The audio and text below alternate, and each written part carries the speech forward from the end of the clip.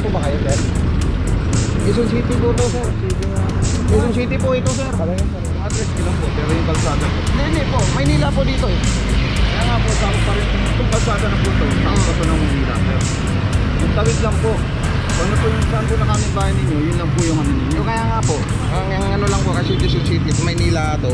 Quezon City, sa Quezon City po kasi kayo eh. Quezon City po kami. Hindi na po kami sakop ng Maynila. Bawal kasi tayo mag-double. Saka office. San Mountain. Pounding. Pwede naman mag-park dito, wag lang do-double. Nanonood sa inyo, shout out sa inyo, Papa Joe. Pangalan mo, sir? Rex. Rex. Si Sir Rex, shoutout sa'yo ha. Ako, madalas kinapapanood sa Sampalok. Ayaw pa nga niya. Sige, salamat sir ha, salamat. Ingat ka ha. Okay lang, kaya bawal ang mga pasaway sa mga mabuhay lane.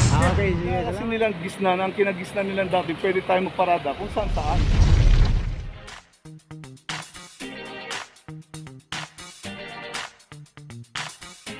Papa Joe TV. Location natin, Blooming Street, corner Dapitan. At dito isang Suzuki Ertiga. At ito, wala ring driver to. Ayan, natin nakatiklop pa yung side mirror. 2407. Maynila po ba kayo, sir? Quezon City po to, sir. Quezon City po ito, sir. Talagang sir yun. Nasa may, hindi na po Maynila to, sir. Quezon City to. Para namin yung Quezon City to. Quezon City to po ito, sir. Alam mo namin Quezon City, ito kung ano lang. Apa, oo. Ito po, ako po. Hindi po, sir. Quezon City po ito. Address dito, Quezon City na po ito. Yung address ko lang po, pero yung kalsada po. Hindi po, Maynila po dito eh. Kaya nga po, sakop pa rin itong kalsada na po ito. Sakop pa ito ng Maynila, sir. Yung tawid lang po. Ano po yung saan po na kami bahay ninyo, yun lang po yung ano ninyo. So, kaya nga po, ang ano lang po kasi Quezon City, Maynila to. Quezon City po ito. Yun lang po ang ano namin. Ano na lang po namin sa barangay pag ano. Kasi Quezon City po kasi kayo, nasa Quezon City po kasi kayo eh. Nasa Quezon City po kami. Hindi na po kami sakop ng Maynila eh. Try niyo po pumunta ang opisina namin, sir. Hindi po, sa ano lang po namin ano na po naman sa barangay. Problema po. Kung problema din. Papuntahan niyo lang ako kung may concern po kayo. Dadalhin niyo lang po ito, ha? Kasi ano, Quezon City po tayo, hindi pa na po sa Maynila eh. Traffic kayo ng Maynila, traffic kayo ng Quezon City. Ayun, di maintindihan si Kuya kung Quezon City ka o Maynila. Kasi ito pong kalsada na to, Manila po to. Maaari po yung side na to, yung bahay, Manila, Quezon City. Pero nakaparada yung sa kanya dito sa kalsada ng Maynila. Okay, tuloy na po tayo.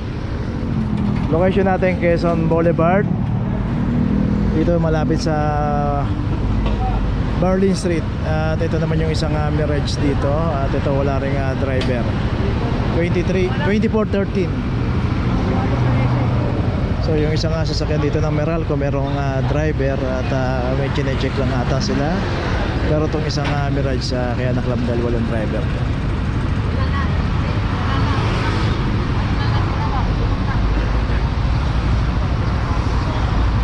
Ito natin iwanan yung ating mga sasakyan sa mga kahabaan ng mabuhay din. Yung Meralco umalis na rin.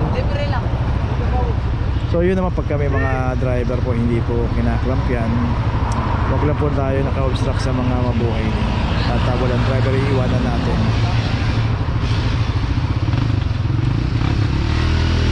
Okay, yung Mirage ayun, lalagay na yung notice. Tuloy na po tayo. Location natin, Pogoso Street. Ayan na po yung Rizal Avenue, corner Rizal Avenue. Dito isang Toyota Vios at naka double parking na rito. 2406. So dito yung mga nakaparada rito, dito naman natin, yan may mga parking ticket yan. Ito kasi nakalabas na. Hindi man lang naigilid ng driver, sayang.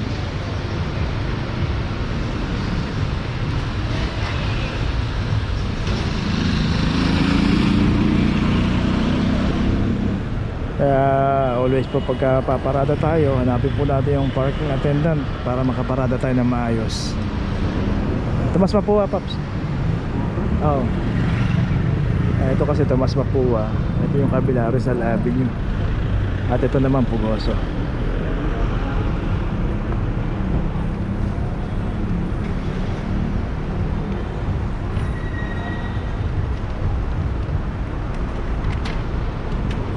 So naibigay na kay sir yung notice. So ganun po, para hindi tayo magmulta, hindi tayo maklam.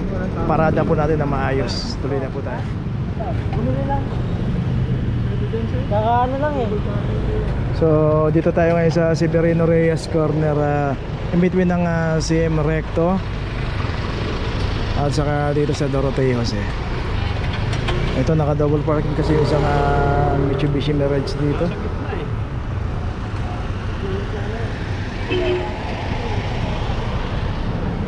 (23-24).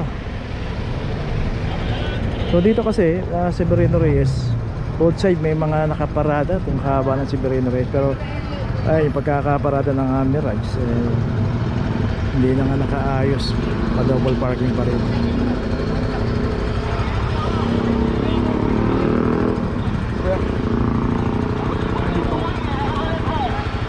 Bawal kasi tayo mag-double. Saka office. Central Mountain. Pounding.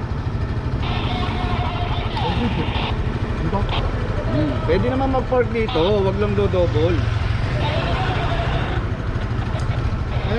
Sentral. Sentral.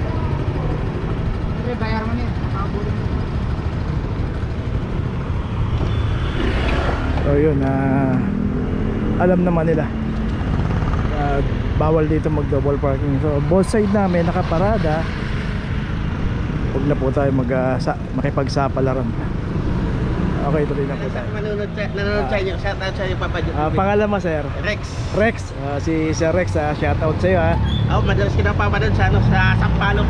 Ayaw mga ano yun. Sige, salamat sir, salamat. Ingat ka, ha. Okay lang, kaya bawal ang mga pasaway sa mga mabuhay lane. Okay, sige, salamat. Okay. Ayun, ay. Sige, shout out. Ingat kayo, ha. Ingat. Uwi na, ha. Sige. Papa Joe TV. Papa John TV. Okay, tuloy na tayo. Ayun, isang subscriber natin at followers natin. Tuloy na pa tayo. Location natin, Jaime de la Rosa corner, Reten. At dito naman sa kahabaan ng Jaime de la Rosa, one side parking. So yung pinaradahan ng adventure, bawal dito. Dito lang dapat pumarada sa left side.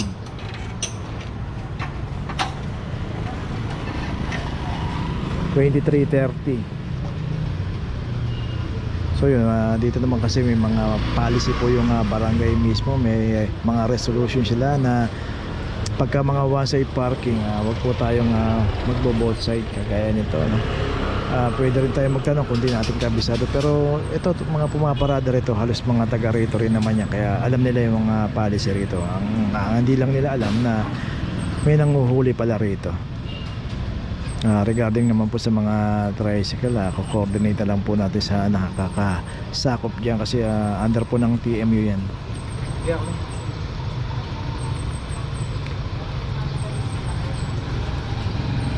Okay, ilalagay na lang po yung notice doon. Tuloy na po tayo. So dito pa rin tayo, Severino Reyes corner ng CM Recto. Yun yung isang naklam na yung isang Mirage. Ito naka double parking din pala yung isang Fortuner. So wala ring driver to at naka double parking. Yung mga nakaparada naman dito sa tabi niya, lahat yan pay parking yan, may parking ticket. Ito wala tong ticket, naka double parking pa. 23:34. So dito nga, kahit secondary road to, kahit pay parking to, iayos dapat natin yung pagparada natin. Huwag po tayong magdo-double parking dahil halos wala na akong madadaanan dito. Both side may nakaparada, tapos double parking, halos tatlong linya na yung nasakop dito.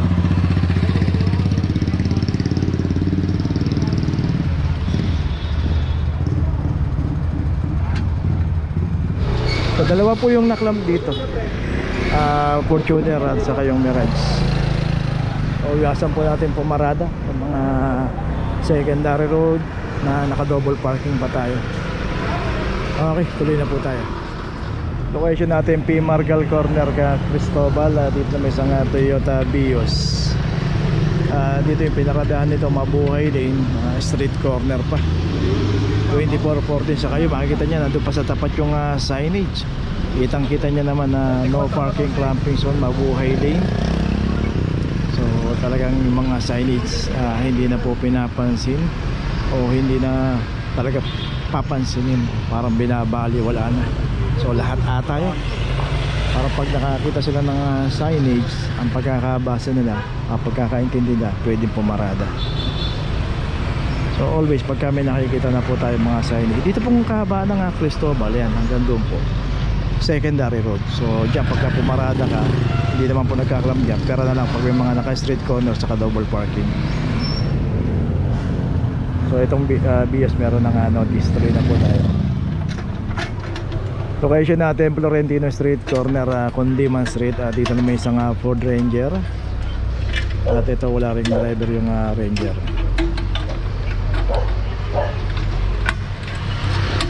$23.28.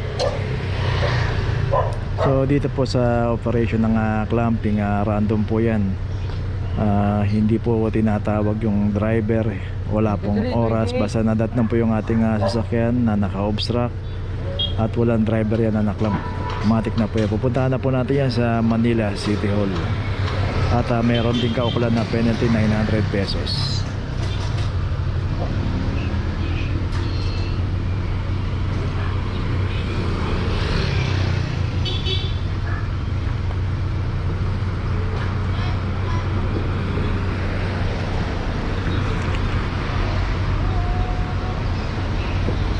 Okay, may notice na yung Ranger, tuloy na po tayo.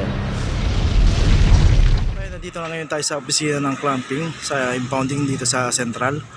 Dito na po nagtatapos ang ating vlog. Maraming salamat po sa mga subscriber, sa mga viewers, sa mga napadaan po sa ating channel. Maraming salamat po sa mga suporta nyo.